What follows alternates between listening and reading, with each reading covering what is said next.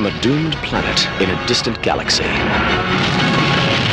to a fantastic underground hideaway, from the fortress of solitude to the bustling city room of the Daily Planet. Look, up on the screen. It's Superman. Superman, the movie. All right, so let's talk about I can't call it the OG, but it technically is the OG. But let's just say the definitive Superman movie, the goated one, still goated to this day. Of course, we're talking about Richard Donner's Superman or Superman the movie, which came out in 1978, right? Around Christmas time, though. So, boy, when I was watching this, right? Keep in mind, this is the same year, I believe, when The Wiz came out, right? I'm not sure if The Wiz came out... what time it came out in 1978. I assume it's probably around Thanksgiving because it's weird that the show always kind of shows around Thanksgiving. I don't know, right? But imagine, like, this is me watching the film, right? Imagine being a kid, though, in the 70s, in the late 70s, and seeing this movie for the first time in a movie theater. Boy, your life would have been changed instantly when you saw this film, right? So for me, right? So this is just based off my review. Gonna move quickly here. Is based off of the 3-hour extended cut of the film, right? It's one of those cuts that I want to own, like along with the theatrical. Well, this is the TV special version, right? I want to own this for myself, right? But it is one where yes, scenes drag on for way too long, and like, all right, you get the point. Okay, wrap it up, you know what I mean? Like, you understand why certain scenes were cut out, right? And yes, even Richard Donner was like, nah, this kind of run way too long and I don't like this version. Nah, right? So I understand where he's coming from, right? So, you believe a man can fly, right? Still one of the greatest taglines ever conceived. And I'll make the argument that it's 3 people who made us believe. It was Christopher Reeve, of course, R.I.P. It was Richard Donner and John Williams. Those 3 made me believe that a man can fly. They made me believe. And when I was rewatching this, I was like, they are making me believe, and I am believing this, right? So, first time I saw this movie was on AVM, right? It showed sometime in the 90s. This was when when the station finally came on air as broadcasting shows, right? So yes, this was the first time that I saw that film, right? I didn't have cable at the time, right? So this was my first time seeing it, right? And I was just like, I was already used to both Lois and Clark, the New Adventures of Superman, and the Superman animated series. So I already knew who Superman was. It was already ingrained into my psyche because, I was a kid. So, every kid knew who Superman was, right? But I was already familiar with, the show, with the live action and the animated TV shows, right? I never saw the movie, and there was no Superman movie in theaters in the 90s. It was just Batman as far as DC goes. And I mean, they were still, but it was still, right? But whatever. So yes, I saw that film first time on EVM. Absolutely loved it. When I got cable, I'd watch it again on Sci-Fi or on USA. I saw Superman 2 on cable. Really enjoyed that. That's a great follow-up. 3 and 4 would take a longer while for me to see because when I got cable, it's like, 4 in particular, a lot of people say 4 is the worst. And I actually agree. 4 is the worst out of the Christopher Reeve run, right? 3 is just so bland and forgettable. Even with Richard Pryor there, and still to this day, it's just kind of weird that he's in this movie. Like, I understand, is he mid-80s and, he was big, but still, like, it's a guy who is associated with raunchy humor in a Superman movie. It's not that he was black and he was a comedian. It was just him, of all people, in a Superman movie. Still to this day, it's just one of the most odd casting choices I've ever seen in a movie, right? But whatever. The opening to this film here, just going back to the 78 film, kind of lets you know that you are about to experience an epic movie. And that's one thing I really love about this movie.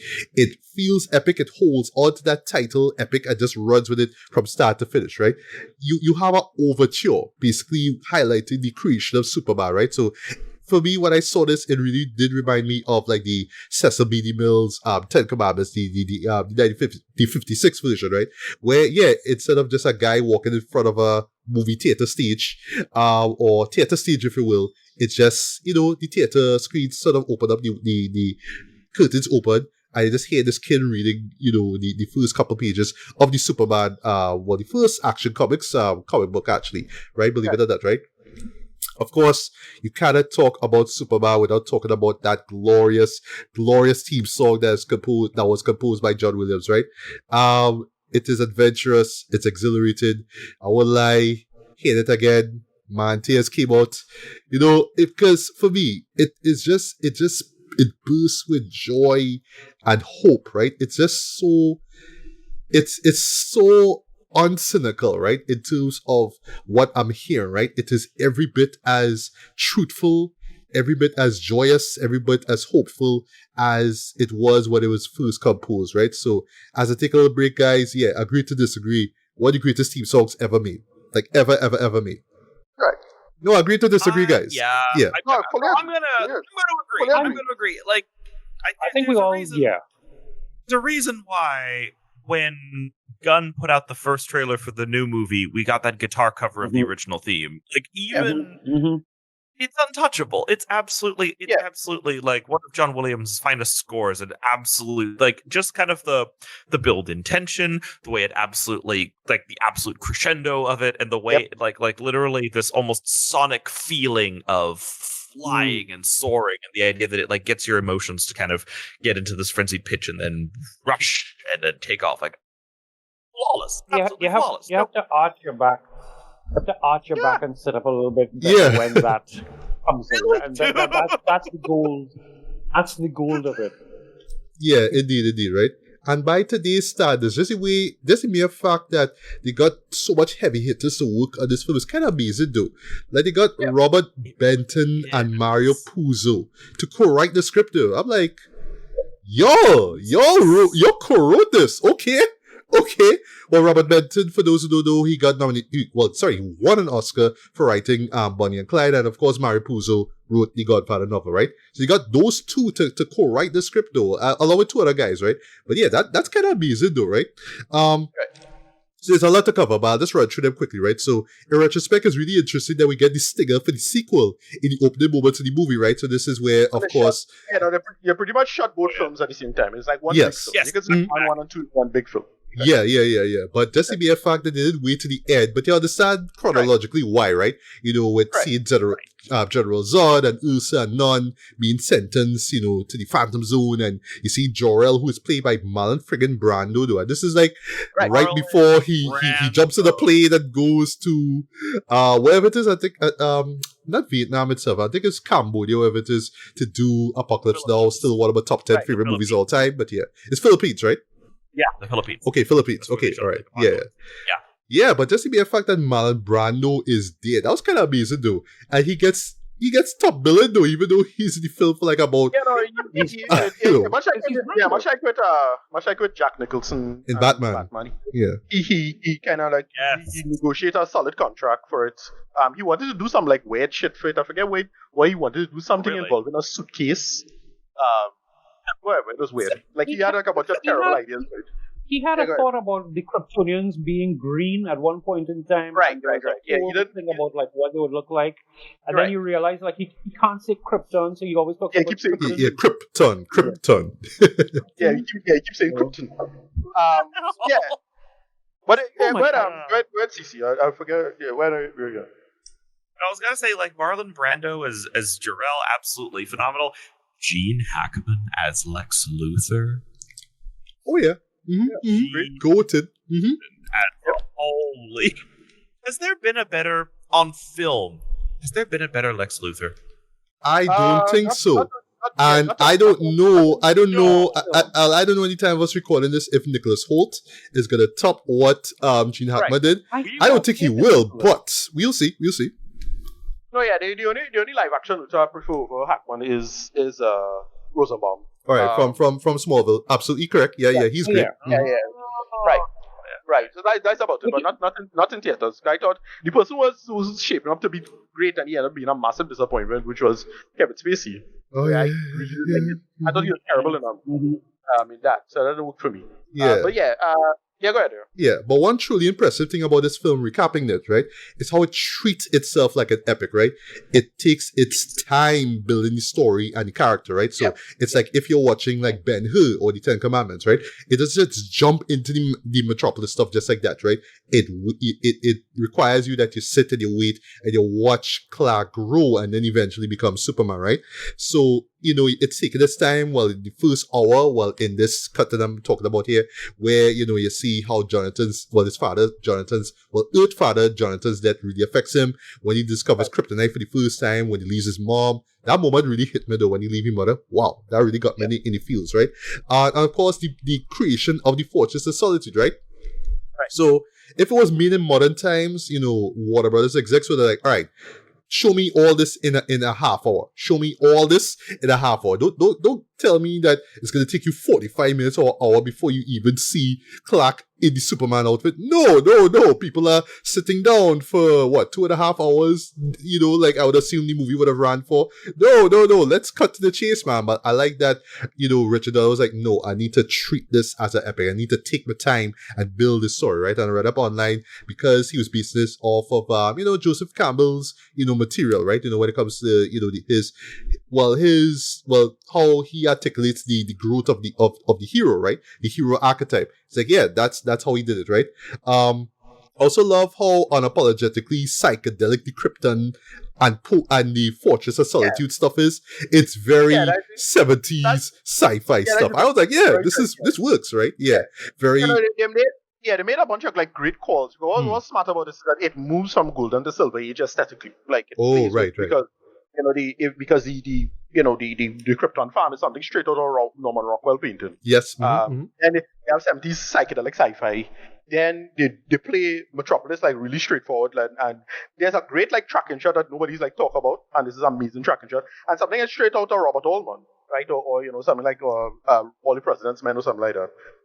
Then Lex Luthor is basically a Bond villain, right? Yes. And it makes all these beats and tropes is the perfect way to like make it work for our audience. Don't make it feel too alien. All the familiar like movie conceits and aesthetics and tropes at the time lands together and puts together in this one package that comes together so well. Again, this is why this movie is a classic of the classics. Yeah, that's made all the right calls. Right, every right call. I totally agree. Right. In the early moments of the Daily Planet, right, I love how we're introduced to Lois in order. Lois, then Jimmy, then Perry, and then Clark in like just under 2 minutes though. That's kind of brilliant though. It just does it in this seamless sort of movement where, this, then we get into Perry's office. That is so well done, right?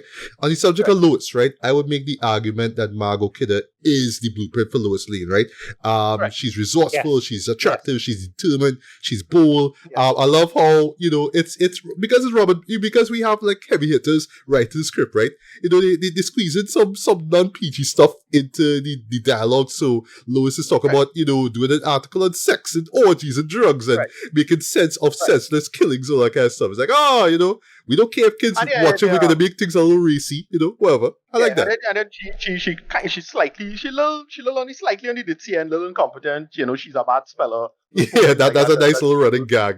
There's there's one peen rapist. Like, I see you. I see what you did there with that script. I see you. Yeah, and they can work in that sense. And there's a lot of smart calls. Oh, right, where they actually introduced Lois a little earlier in the train with the train. Yes. I should mention that. That is still debatable because Clark at this time is 18 and Lois, who's on the train, seeing him run in a cornfield, would have been like 7 or 8. So it's like right. So you think it's usually Lois should be older than Clark. I mean, in usually most paradigms, whatever. But the thing is, I think the two actors who played her parents, they were in the Superman series. Weren't they the originals? Yeah, they were in the originals. Yeah. Oh, okay. In the Adventures of Superman. Okay. I think it's the old Jimmy and the old Lois. I think I can't remember who it was. Okay. Yeah. But yeah, there's a little callback. They're doing the callback thing for a while because they keep recycling the actors to play other older roles and so on and so forth in Smallville and thing later. So you see that, right? But yeah, for me, pound for pound, Margot Kidder is the definitive Lois Lane. I think that every actress who has played that role kind of owes a lot to her. They kind of find a way to sort of pay homage to her in some way, right? Right out the gate, Christopher Reeve absolutely nails the adult Clark Kent character, right? He's nerdy, nervous, socially awkward, right? There's a great scene where where Perry asks him to open a wine bottle, right? And he's pretending to struggle and strain to open the bottle, right? So when he opens it and the wine is spilled out, you're laughing because you know he's Superman and he's playing a role. Like, I love those little moments, right? It's pretty amazing. That's something I always had an issue with, because I always thought it was kind of goofy. And I personally prefer the modernized Clark, aka the one we get from Lois and Clark to now kind of thing, where he's not that nerdy, but he's not that bungling. But in this it works. The body language argument is an argument that, well, for the most part works. I'm still halfway on it, but like the idea, because they have this great scene later with him, getting into both roles as Superman and Clark now. But it works. This is great stuff. It's perfect. Setting up the conceit and him bungling all the time. Yeah, it's solid stuff. I agree with you guys in terms of the idea. I like the idea of him being nerdy, but not necessarily bungling. So that is, like, in terms of, like, the progression of where Clark has gotten all this time, let him continue to be nerdy. It's good to be nerdy, but, like, I get the idea of moving away specifically from the over-bungling nature of it, although Christopher did pull it off quite well. Yeah, totally agree, right? There are so many iconic moments that take place around this section of the film, right? Like the helicopter scene where Lois meets Superman for the first time, right? She drops a great line, "You've got me, who's got you?" Right? Great line, absolutely love it, right? Yeah. Or when Superman saves Air Force One. But for me, one of the best moments, in my opinion, is that interview scene with Superman and Lois, though. And just the sexually charged Q&A session they have there, right? Even the article that she puts on the next day, "I spent the night with Superman." I spent the night with Superman. I mean, it's so risque, but it works, man, right? It's why this works so well. What they do very intelligently with the idea and making it not come across as hokey is a really smart thing you do. What you do is have the cynic come into the frame. So they frame Lois as a cynic, but she's not an idiot. She asks really smart questions, and then he now doesn't like pander or be condescending to her, right? That's not the conceit. It's these are actually really intelligent questions to ask somebody like Superman, because that is like the classic, like when you think about it for a second, somebody like Superman is like utterly terrifying, right? Like if you think about it for 2 seconds, somebody showing up like that would be the worst thing ever. Like in terms of the real, like in the real world. Even though this is magical, Silver Age Superman stuff, so you don't have to worry about that and don't think about it. It still is like one of those things you still have to ask the question, hey, how come mess up, all these corrupt politicians or da da da da and so on. So by the way, early Superman used to do that, by the way.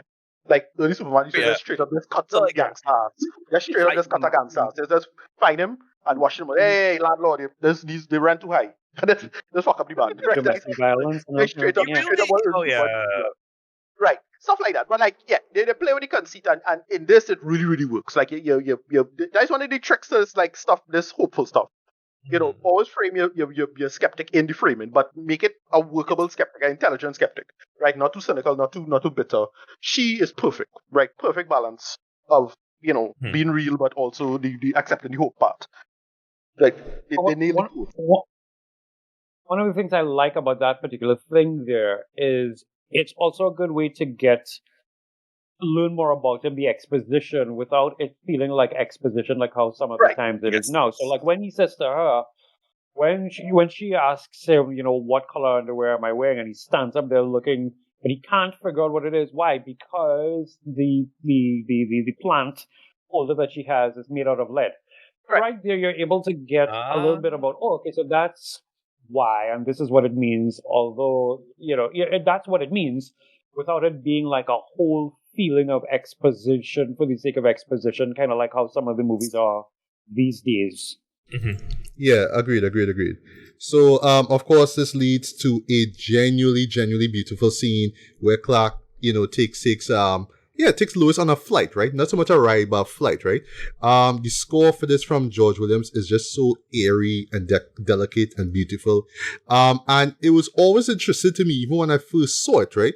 To how, where you have Margot reciting this poem, a lovely poem in my opinion, "Can You Read My Mind," during the sequence, right? It's one of those, I would say, very bold calls, because I read a line that it was supposed to be a song that she's going to sing along with the music itself. But I like that they made the call that no, keep the song, keep the beat as is.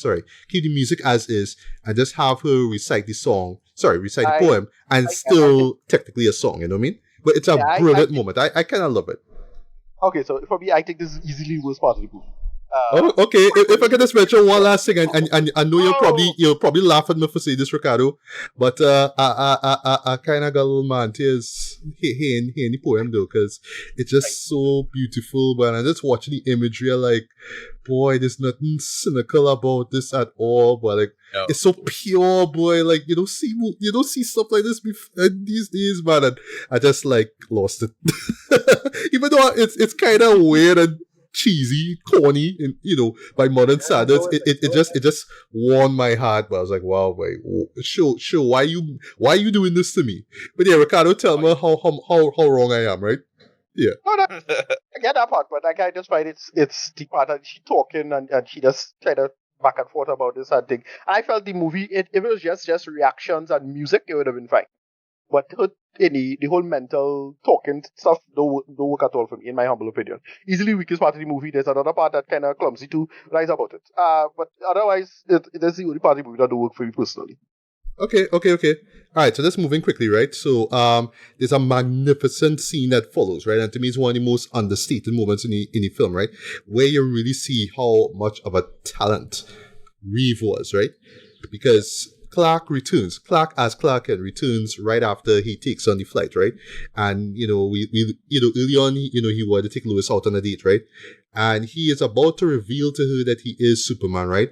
He takes off his glasses, he stiffens up his shoulder, sticks out his chest a little bit, right? Mm-hmm. And then as she opens the door behind him, he just puts it back on and he reverts to that Clark Kent persona.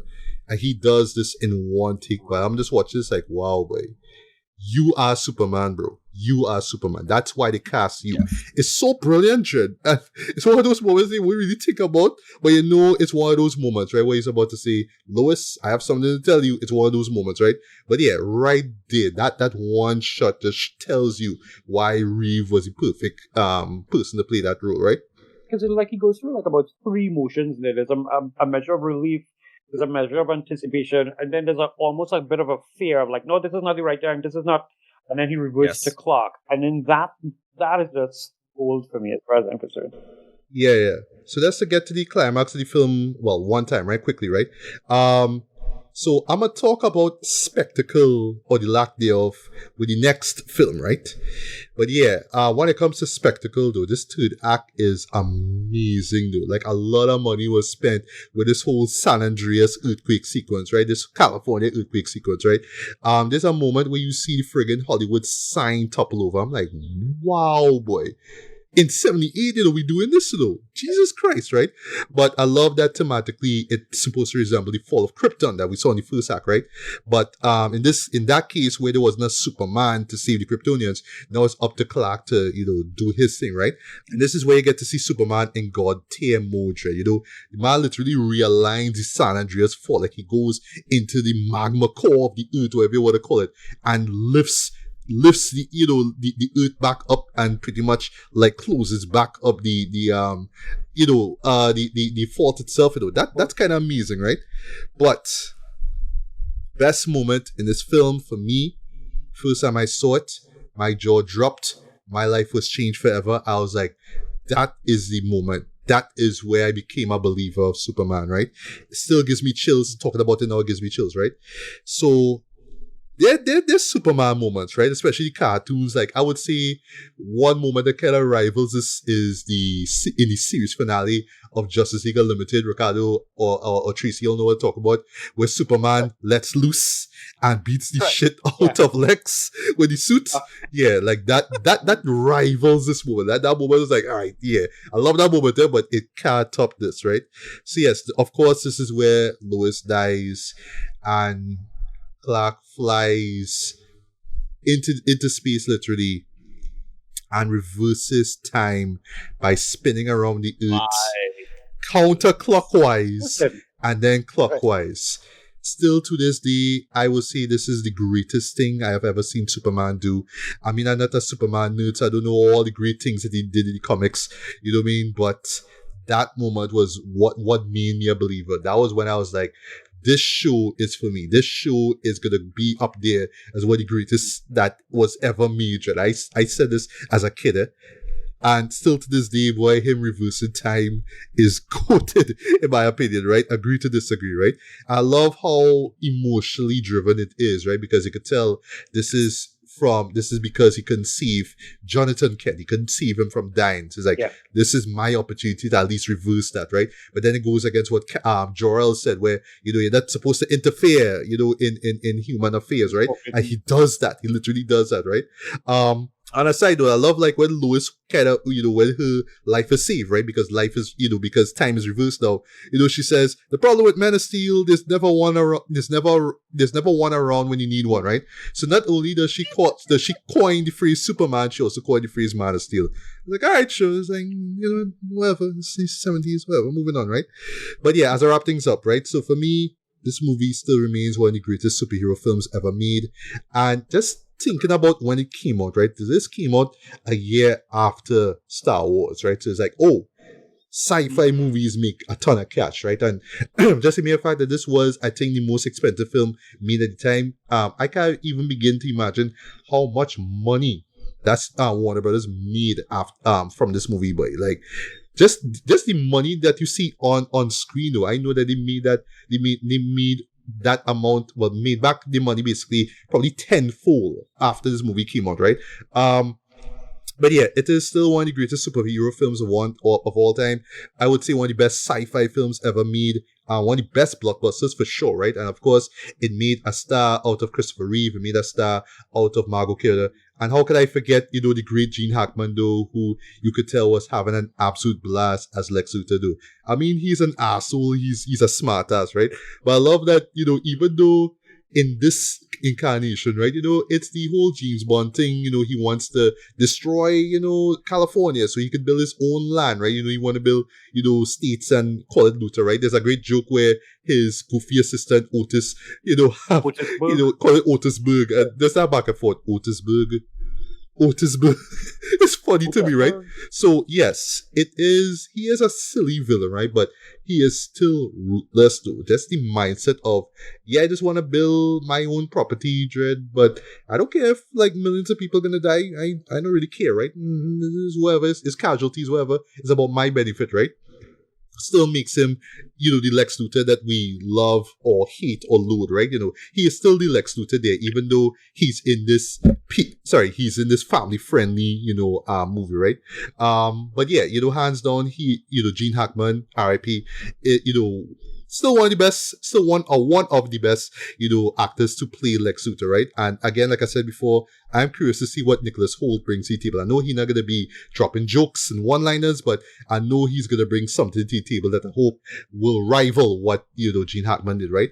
But yeah, hands down, one of the best, still the best Superman film ever made. And I seen this a few days before the new Superman film comes out. So for me, yeah, 5 out of 5. See this movie before you die. All right, so Alicia, Superman 78, your thoughts? Well, anybody that knows me very well knows that this is a film very near and dear to my heart because it represents some of the very most happiest memories of my childhood.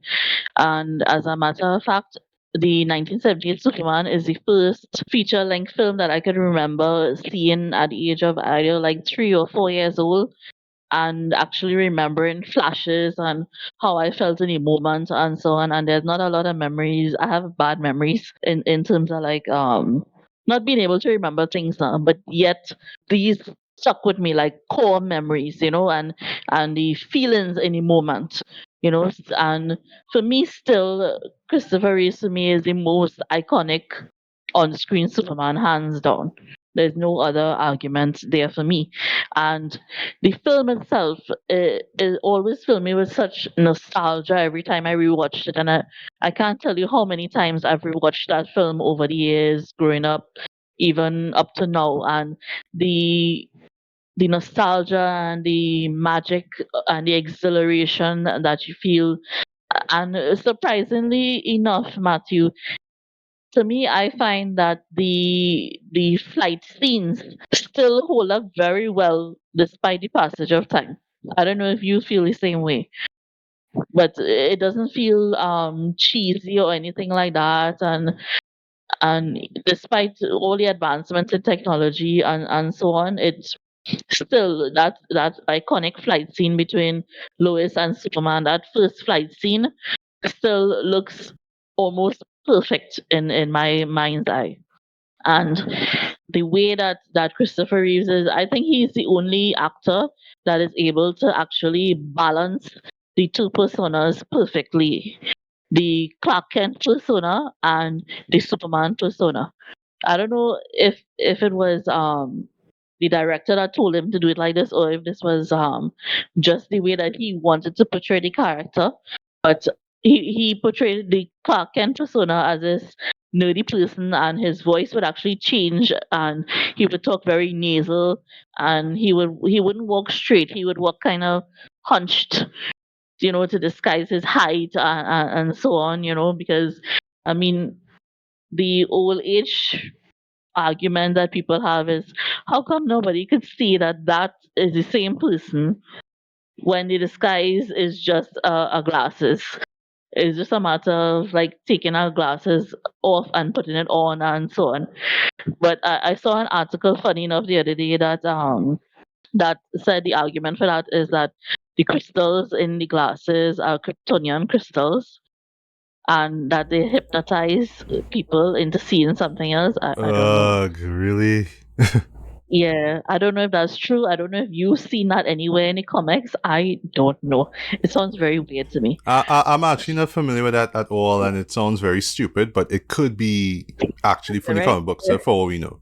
Yeah, it sounds very weird. But I was like, no, I wouldn't believe that even if I read it in the comic books. No. But the emotion that always hits me with Christopher Reeve, because I think it was my first celebrity crush, the actor himself. And watching it again as an adult, watching the film as an adult again, Matt, it brought up all kind of feelings because of the sad way that Christopher Reeves, how his health declined because of the accident, Mm. and the way that he died and so on. I I cannot watch that movie without crying at certain points in the film. You know, because to me, the persona Christopher Reeves persona as Superman to me was larger than life. It was like all encompassing for me, and especially that scene that, like I tell you, the first flight scene with Lois and Superman, and knowing the words to the song, and hearing it, because the Oh, person who but of actually course you sings know the the song, words of his song, right? Of course you know them. "Can you read my mind? Do you know what you do to me?" And actually, the singer who sings it, Maureen McGovern, has such a sweet, iconic voice. So when you hear it, and you know how the song sounds, how the singer sounds when she's singing it, and the way that Margot Kidder looks at Christopher Reeve, the chemistry that those two had, Matt, no other Lois and Superman actors had that kind of chemistry. I'm sorry. The people who came very, very close to it but still missed was Henry Cavill and Amy Adams for me. Okay, okay. Really, yes, really and truly. But Margot Kidder and Christopher Reeve in that moment, and especially for me, like that version of Superman, Christopher Reeves always had this little mischievous little smirk that he would do, and he does it when they're flying. I don't know if you remember that scene where, okay, he tells her to spread out her arm, right? It always has me in stitches, Mm. and little by little, they focus on the hand, and you can see that the hand almost okay in the center, okay, and now it's just their fingers touching, and he's basically balancing her, flying on his fingertips, and he gets this smirk, and he releases her, she just fall and screaming hysterically while falling, and then he just watches and he's like, oh boy, and then Yeah. he goes up and he catches her, and then he catches her, but he's not flying anymore. He's like just floating straight up, like standing in the sky floating. And then the way that he catches her, instantly she stops screaming and her arms go around his neck, and then they just freeze and stare at each other. Matt, that scene, the amount of emotions that that evokes in me, I can't even describe it in words. And I just saw it again last weekend, and Mm. still, it's such an exhilarating feeling, and you could almost believe that those two could have been together in real life. Actually, there was a point in time where I hoped as a child that the two of them would grow up and get married and have babies. Really and truly. Wow. Yeah, yeah, really and truly. And then being as well, now that I've all grown up and I'm a married woman and stuff, and now I know actually in reality what emotions, true love brings and so on. So I could kind of relate to what I'm seeing on the screen. I don't know if I'm because because I have hormonal issues. I tend to be a little more emotionally high strung. So it doesn't take very much to bring me to tears. Admittedly, cheesy things bring me to tears. Mm. So so and nostalgia too, especially when I remember a time in my life when everything was much simpler and it was just all you had was your imagination and stuff like that. But yeah, that film for me is very, very near and dear to my heart, and still that film will always be the number one Superman. I don't they have to come really, really good, and I don't even think they're still gonna beat Superman with this new film. I'm sorry, no. I don't even honestly, Matt. I don't even know this actor. I don't know if I've ever seen a movie that he's been in or anything like that. I don't know if you've seen anything that he's been in. So No, no, I haven't. But like, I'm treating him like mhm. like Christopher, like seeing Christopher Reeve Yeah, or Brandon Routh, who we'll get into in a bit, and Henry right, Cavill, who we'll also get mhm, to in a bit, right? right. With those films, right, which we're gonna get into, yeah, this was the Mhm, first time I saw those actors, so that's how I'm right. treating this new Superman here. Exactly. Oh, and let's not get into the fact that Christopher Reeve's blue eyes was mesmerizing too. Even when they would draw it in the comic books, Hmm. they would draw that Superman kal-el has very, very blue eyes, almost ice blue eyes. Hmm. So it was very easy to kind of make the comparison and say, well, no, he has to be Superman. There's no doubt about it. Just to mention something, I don't know if you feel the same way because I know we're not talking about the second Superman movie, right? But most Superman fans know that there are two versions of Superman too, because there was a big fight with Yeah, the directors at the time, and Richard Donner had split off, and it was left to Richard Lester to finish the film. that's right. That's right. And yeah, so the one that was actually released theatrically is Richard Lester's version, and that's the one that I grew up seeing. And the thing that really annoyed me, even as a young person, about that was the kiss in the end that made her forget everything. I Yeah, and I didn't was like like, that. no, no, don't fool us like that, show. No, why would Yeah, you do that? Come on. I didn't like it. Yeah, I didn't like it. And I don't even like the scene with the Niagara Falls where she throws herself into Niagara Falls to try to get Superman to reveal his true identity. After years later, after they released the Richard Donner cut, I actually think that I prefer that Superman 2 version more than Richard Lester's version. Yeah, a lot of people feel the same way. A lot of people feel the same way. Yeah. Because in that one, um, there are a lot of scenes in it, and it doesn't have that she lost her memory and she doesn't remember who he is at the end of the film and so on. It actually gives you a sense of hope that okay, going forward now she knows his identity. You know, and that was one of the things that used to kind of drive me crazy in Smallville too. That he didn't used to reveal Clark Kent, that Tom Welling, right?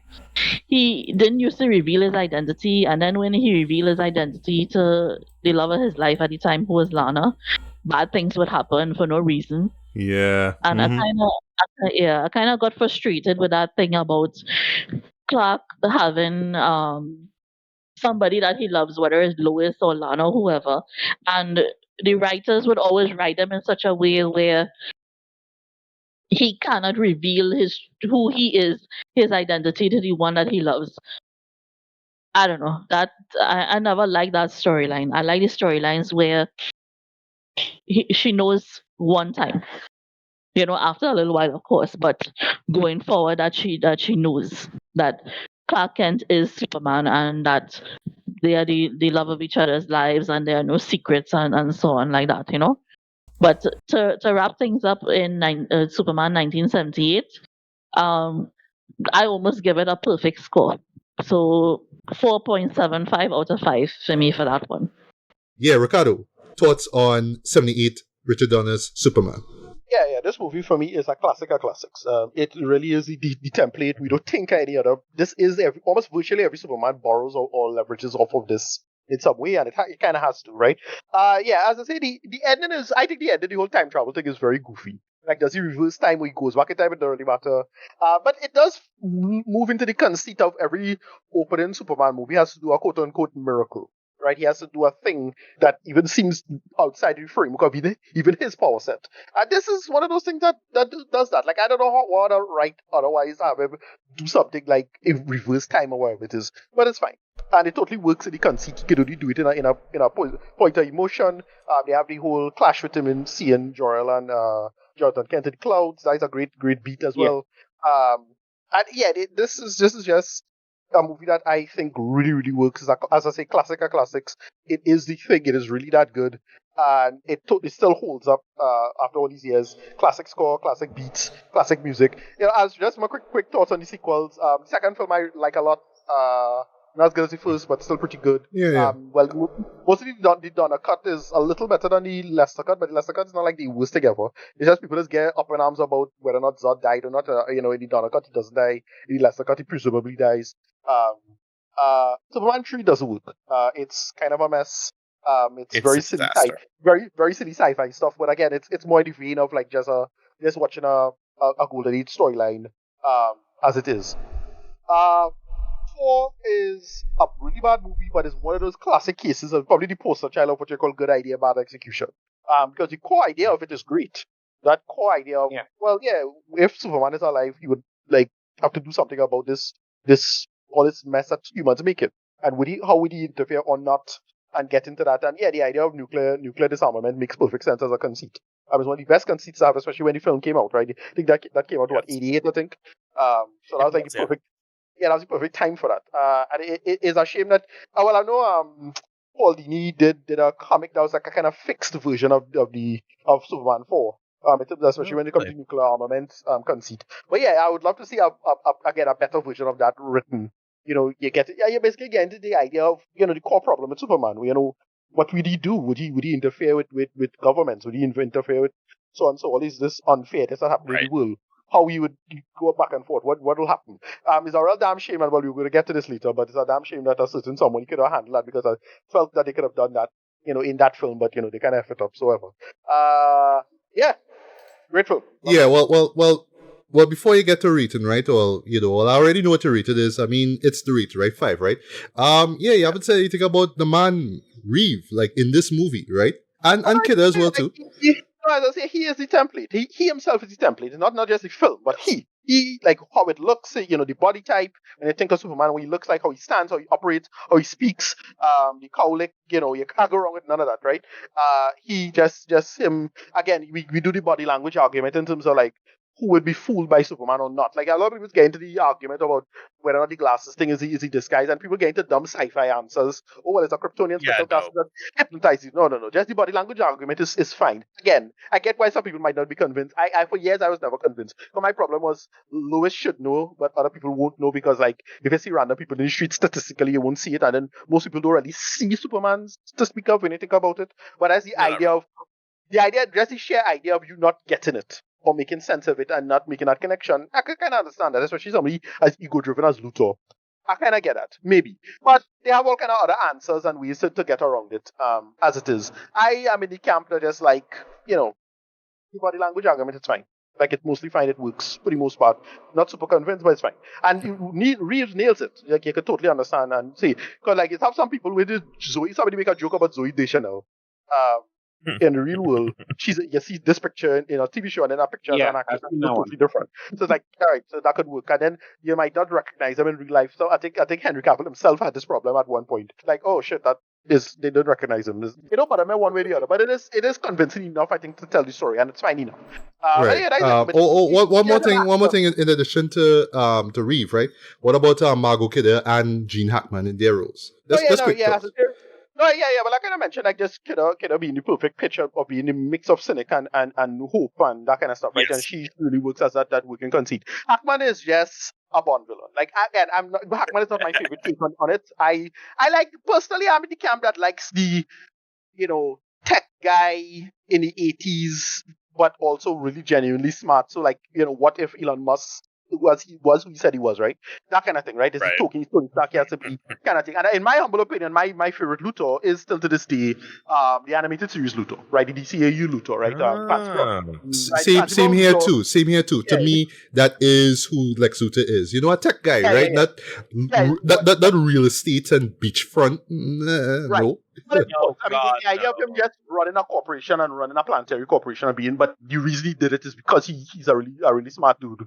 And they make it work. And again, the Clancy Brown Luthor has more or less a perfect arc from the beginning of Superman the animated series to the end of Justice League Unlimited. Mm-hmm. It's great. Mm-hmm.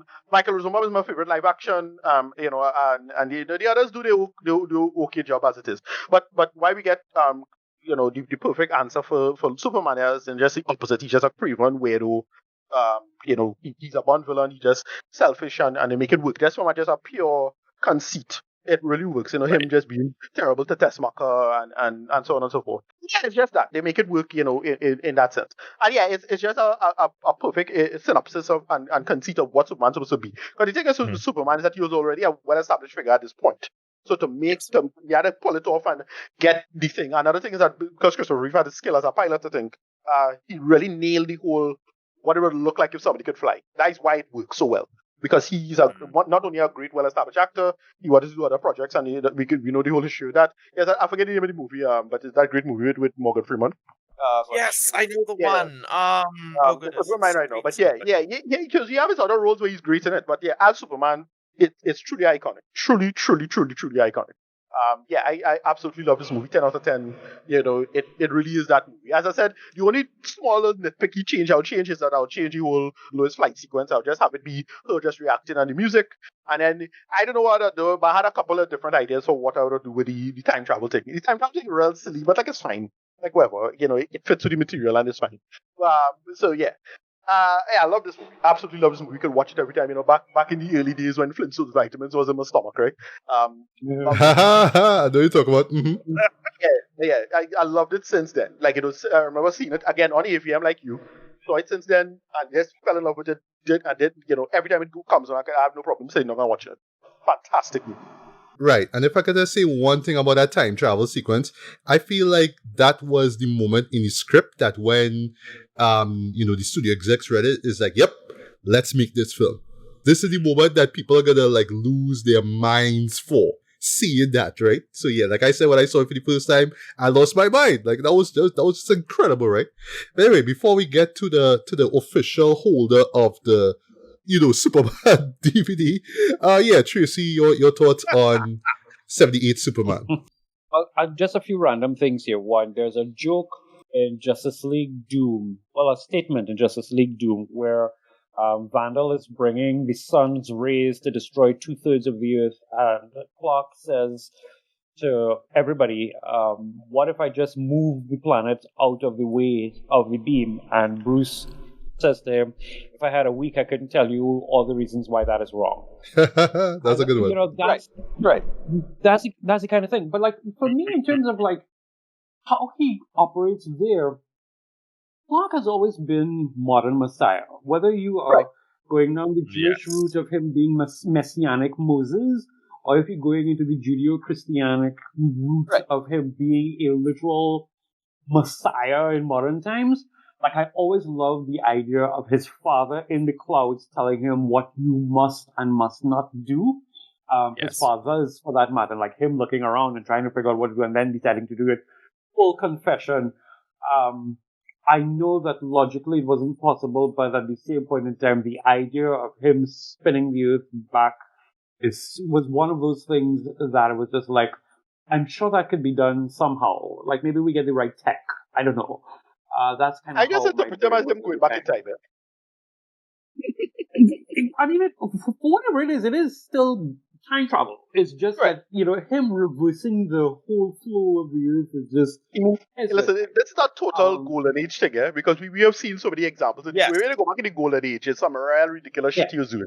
So it's like, I was thinking about this earlier when you were talking about when Ricardo, because we were talking about the comics earlier, and I was thinking how one of the things about this movie that we don't talk about is how this movie came out in 1978. And at this point in the comics, Superman was actually in a very weird place because I think we were in the Bronze Age at this point. Well, right. So this is late Silver Age. Like, it's late Silver Age. Right, so, late one of the reasons why I actually think that a lot of credit goes to Mario Puzo for turning in a workable script here, because at the time in the comics, like, I just finished reading the Sandman Kryptonite No More arc from the 70s where they tried to depower Superman and everything. Because, like, and I think one of the things that works so well about this movie is kind of what you're right. Like the thing you're talking about earlier where this movie flows between the Golden Age and the Silver Age so well, because there's so many moments of like Silver Age goofiness, but then it captures some of the like Golden Age aesthetics and optimism and things to that as well. It's several key points, which is really, really well done. No, sorry, correction. Yes, Bronze Age, sorry. Correction, Bronze Age. Yeah. You're correct about that. Yeah. Okay, you guys talking about the comics, and I'm remembering that one machine I think that Superman had that turned Lois black so she could figure out. Say what? Oh jeez! What? That is that thing. Yeah, that was. Okay, I need to look that up. This was really, diving into the Superman comics in general is both an incredibly rewarding experience and incredibly frustrating. Like there are, like, and I'm really curious what Superman comics, like Ricardo is like our top tier, because like from my experience reading, because this has been the year I really got into Superman in a big way, and like reading the comic books for the first time, and there's a lot of masterpieces out there. Like there's this Kryptonite, Superman for All Seasons, All-Star Superman. There's a lot of really great work, and then occasionally you will get these absolute misfires, like Kryptonite No More. Or what's another? I'm trying to think of another really disastrous one. Or like any of these ones, and you're sitting there going, "God damn, you tried!" Oh, God damn, you tried. If I gonna give you like the true, like what I consider my probably my personal favorites, Alan Moore, Whatever Happened to the Man of Tomorrow. Oh my God, yes. I put that as probably my number one. Like, that just such a good story, dude. Like, holy shit, dude. Like, I cannot believe that we get something like that. It is I have no problem saying it's a masterpiece. How to nail the character. Great. So, like, stuff like that. No, I will straight up say, whatever happened to the Man of Tomorrow, the tagline should be, "You will believe a man can cry." Like, that comic is fantastic. Sort of wrap up my feelings in terms of Superman 1. I thoroughly enjoy it. I will watch it at any given point in time. The soundtrack, parts of the soundtrack is still on my mobile or my laptop. You know what I mean? Like, it still lives. And that is actually brilliant. The only thing I think for me that I just kind of groan, would you believe, is at the end when like the conversation between him and the warden. There's like when he drops off Lex into the prison, and the warden goes into this whole very patriotic, "The world is a safer place thanks to you, Superman," and Superman is like, "No, we're all in this together," and that is perhaps the only line of the thing that actually aggravates me. But the film of itself, like, there's a little moments for me that are the quote-unquote nonsensical moments that somehow still really brilliant. Like Clark, the first time Clark meets Lex, and so he jumps out of the building, but just the transformation from Clark falling into Superman costume. Listen, I saw that for myself. So I was like, I should actually call that. I should actually call out the show at that. But I was like, you know what, John Williams music playing. Let's just go. That's two moments with that. Like when Superman was about to get to the phone booth. And he doesn't. And I don't call back. And then he just goes into the what is call it in that building when they walk door, not the one-way door, the rotating door. Yeah. Revolving door, Yes. yeah. And they use that instead. That's funny. And then the guy, who's that guy? Is a pimp, apparently. I was like, yo, that's a sharp outfit. He's not a pimp just because he's a black guy in the 70s in quote unquote New York. Does that make him a pimp? Why was he dressed like that? The dude is dressed. I don't know. I don't know. It was what have been termed snazzy, right, back in the day. Sometimes we see other black people in the background. So it's like, it's not so. Why this guy dressed like that? Whatever. Whatever. Big hat and everything. Yeah. There's this one thing from Doctor Strange and Multiverse of Madness where Stephen is on the balcony and he sees the drama and he has the cloak. Right. He has his handkerchief in his pocket and then whips out the handkerchief and flies off the building and you see it actually becoming, Right. the cloak and everything like that. And I always feel as if Sam Raimi pulled that directly from Superman falling out, jumping off of the building, that kind of something. So that for me, when I saw that in Multiverse of Madness, I was like, that is Superman 1. Will always get like a 5 out of 5 for me, whether it is nostalgia, whether it is just sheer vibes. The thing is, I feel like a good deal of the live actions have tried to catch up to Christopher Reeves, which is not necessarily something that we should, when you have something this golden, it shouldn't be, let's try and recreate that, but it should always be, let's see how we could expand or make more, or show a different side to it. And also, you also have the directors who try to do that kind of something and then give me horrible, horrible things like, I guess nobody stays good in this world, which still gripes me to this day, but that's another story. But in terms of 1979, the actual, I call it the actual birth of Superman, which is not really the real case, but that's how I call it in my brain. It's a brilliant film. I really don't have any kind of issues with it at all. Right. 78, not 79, but it's fine. It's cool, whatever. Yeah. But yeah, 78. Right. There you go. Yeah. And last but not least, sorry?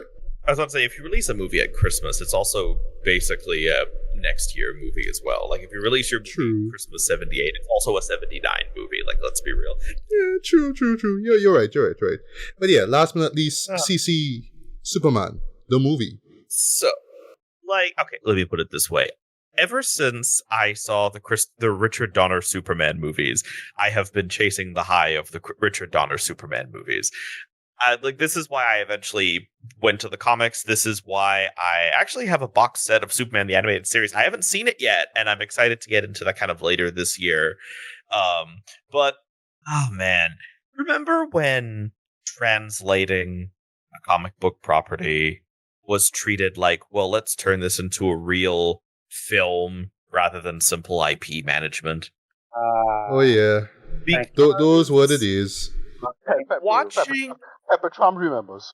Watching Superman the movie and seeing all of these actors and realizing that the guy who wrote The Godfather worked on the script and the guys who wrote Bonnie and Clyde worked on it, and seeing all these different acclaim and seeing these new talents like Margot Robbie and Christopher Reeves hanging out with veterans like Marlon Brando, and I think Trevor Howard is in the movie as well, briefly, as one of the Kryptonian elders or something like that.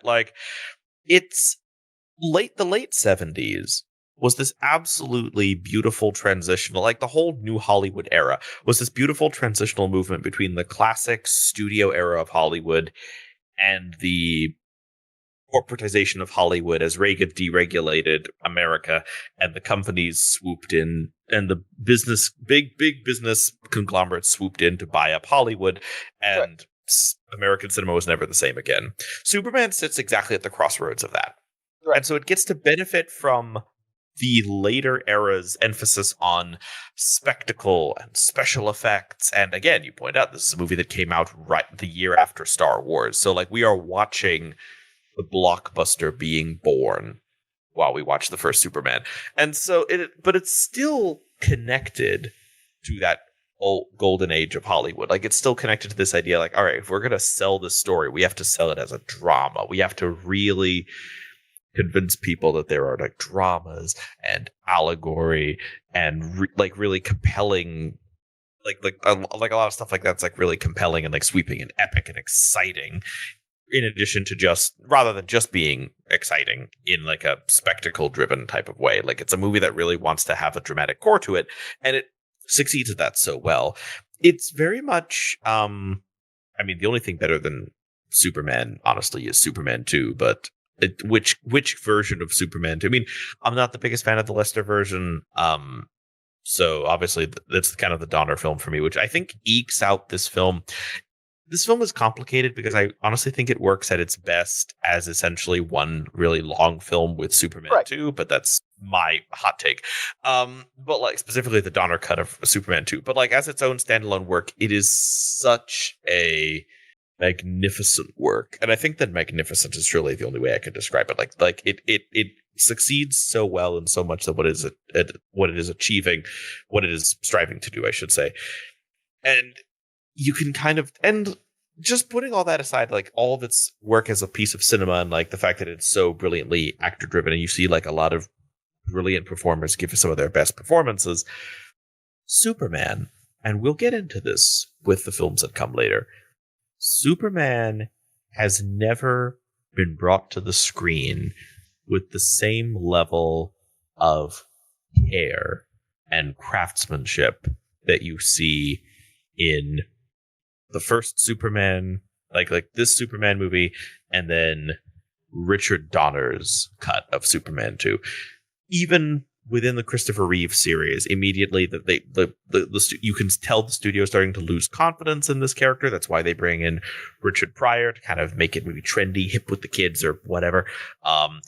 Then the fourth film they infamously outsourced to Canon, and that's how the whole thing goes to shit. Yeah, like that's basically a budget with a saltine cracker, right? Right, exactly, because literally, Yeah. and I think I don't know if this is something people don't know, but like literally part of the reason that Superman 4 looks the way it does is that Warner Brothers gave Canon a set amount of money to make the film, and then Canon illegally distributed the money to a bunch of other projects they were developing, and only kept the saltine cracker amount to actually make Superman 4 with, which was apparently how they stated. They did the same thing with the He-Man movie they made later. Right. So throughout Superman's, and Matthew started this episode by saying that he's covered Batman a lot over the years, and kind of saying, I've never really talked about Superman. Well, there's a reason for that, isn't there? Superman has, despite being, I would argue, a slightly more iconic, like iconic as in recognizable, literally iconography character than Batman, is not have Warner Brothers' full confidence as a character that Batman does. Warner Brothers knows that Batman is a money machine. They don't feel the same way about Superman. And that is why Superman has had more projects in development hell that never got made. Oh, yeah. You ever read that book, Superman vs. Hollywood? I haven't. I'm going to look for that. Yeah, great book, and it's getting to like basically how they try a ton of, it has so many Superman projects that just come and just crash and burn in pre-production and conception, because like for whatever reason they just can't get it going on as a totally close kind of project in its own way.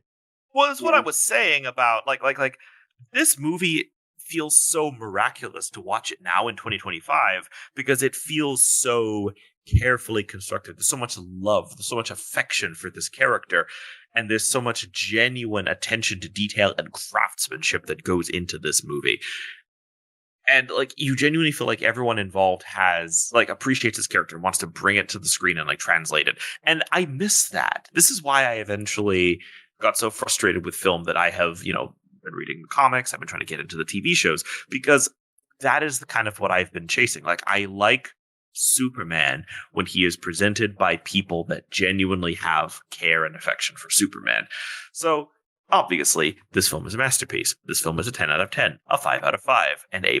I love it to bits. I think that things like the I don't mind the spoken word piece that Lois Lane does, because for me, it's very much like one of the film's more expressionistic moments, and the movie has so many brilliant moments of kind of being more expressive in that particular way that I don't mind it. And I don't mind the spinning backwards to do the time travel thing, because to me, some of the best Superman stories, there's this perpetual tension of Superman, like kind of the idea that like the only limits on Superman's powers are the ones that Superman himself imposes.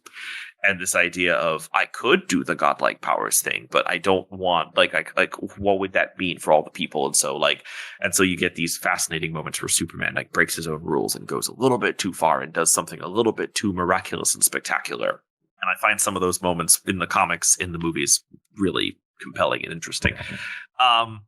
So yeah, this movie is a masterpiece. I think my only thing is I generally perceive it as like one long film with Donner's cut of Superman 2, and together as a unit. It's a little bit like how Guardians of the Galaxy is a masterpiece, but I specifically mean the Guardians of the Galaxy trilogy rather than any individual installment. I think another good example is the Lord of the Rings movies. Like, I think that they work best as pieces of a whole rather than being objects that I would put that's like the same level of like Superman is a brilliant movie. I think it is a true masterpiece as part one of the epic that is told across Superman 1 and 2.